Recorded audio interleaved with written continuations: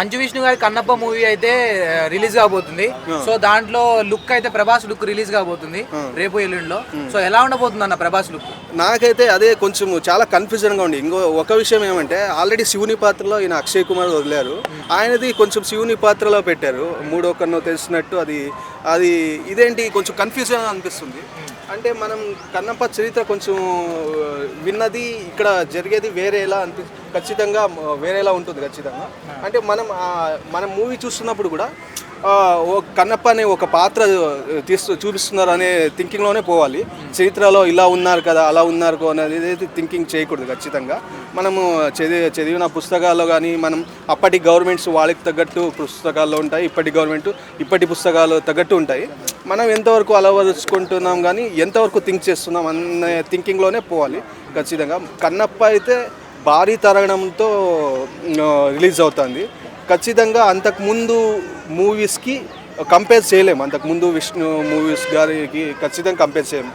అంతకుముందు స్టార్టింగ్లో చూసా డీ కానీ అస్త్రం కానీ ఇంకా కొన్ని మూవీస్ బాగున్నాయి. తర్వాత ఎక్కువ మూవీస్ రాలేదు, అంత హిట్ టాక్ రాలేదు, అంత బాగాలేదు. ఈ మూవీ అయితే వాటన్నిటికీ బ్రేక్ చేస్తుంది మొత్తం. ఆయన కెరీర్లో పెద్ద చరిత్రలో నిలిచిపోయే బ్లాక్ బస్టర్ అనే కాదు, చరిత్రలో నిలిచిపోయే మూవీ ఖచ్చితంగా. నాకైతే చాలా హ్యాపీగా ఉంది. ఇంకొకటి, ఇంతమంది మోహన్ లాల్ గారు, కాజల్, అక్షయ్ కుమార్, ప్రభాస్, బ్రహ్మానందం గారు, ఇంకా కొంతమంది ఇంకా ఉన్నారు అనుకుంటా. రిలీజ్ డేట్ అయితే లాక్ చేశారు. నాకైతే ఆ రిలీజ్ డేట్కి రావాలని చూస్తున్నా. ఎందుకంటే ఆయన కెరీర్లో చూసాం, ఎన్ని ఎత్తుపల్లాలు చూసాం. ఈ మూవీతో అంతమందిని ఎలా హ్యాండిల్ చేశారు. మనం ఆర్ఆర్ మూవీలో చూసాం, ఇద్దరిని రిలీజ్ అయ్యాక చూసాం. అంత సక్సెస్ కొట్టినా కూడా మనకు ఆ హీరో ఇలా ఉంది, ఈ హీరో అని థింక్ చేసాం. ఇంతమంది స్టార్స్ ఉన్నారు కదా, ఎంతవరకు హ్యాండిల్ చేస్తారు, అది ఈజీ కాదు. మంచు విష్ణు గారు 100 కోట్లు కూడా ఇప్పుడు ఒక మూవీ కూడా కొట్టలేదు. సో ఈ మూవీ 100 కోట్లు క్రాస్ చేసే ఛాన్స్ ఉందా ప్రభాస్ గారు కాబట్టి? నాకు 500+ అని అనుకుంటున్నా ఖచ్చితంగా. నాకైతే అంత మామూలుగా కొంతమంది అనుకుంటారు, ఓవర్గా చెప్తున్నారని అనుకోవచ్చు, కానీ అక్కడ నాకు థింకింగ్లో అలాగే అనిపిస్తుంది. ఇంతమంది ఏదో ఒక్కరు ఇద్దరు కాదు, ఇంకా కొంతమంది యాక్టర్స్ ఉన్నారేమో నాకు అనిపిస్తుంది. ఇంకా వాళ్ళని ఇప్పుడే రివీల్ చేయకూడదని వాళ్ళు రివీల్ చేయట్లేదేమో. ఇంకా 2 months ఉంది కదా, అప్పుడు రివీల్ చేయొచ్చు.